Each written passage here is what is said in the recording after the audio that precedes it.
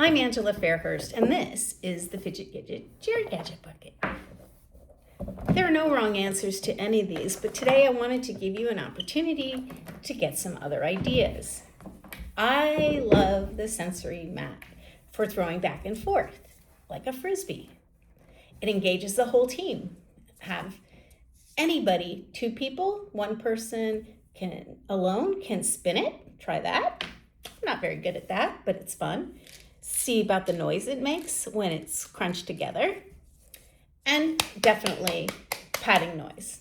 The texture is fun. We can engage in the click chain.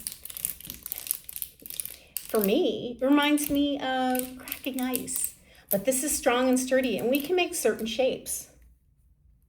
Here's a crown. We can lay it on its side.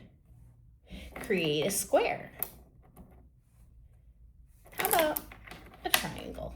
I mean a rectangle. We know what a triangle looks like. Let's try that.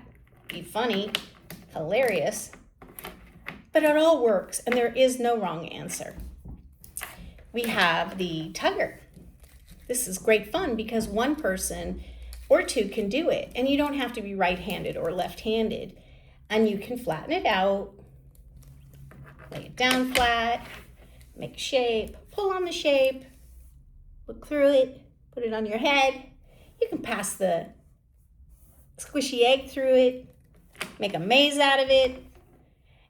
The egg we can roll back and forth to one another. We can use it as a fidget manipulative, and we can balance it. We can even try and balance it on the popper.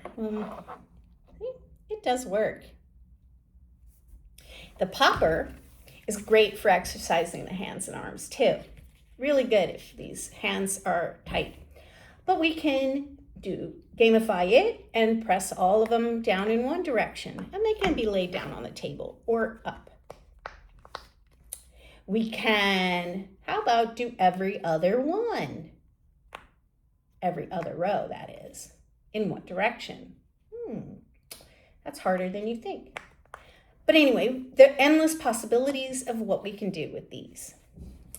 Enjoy.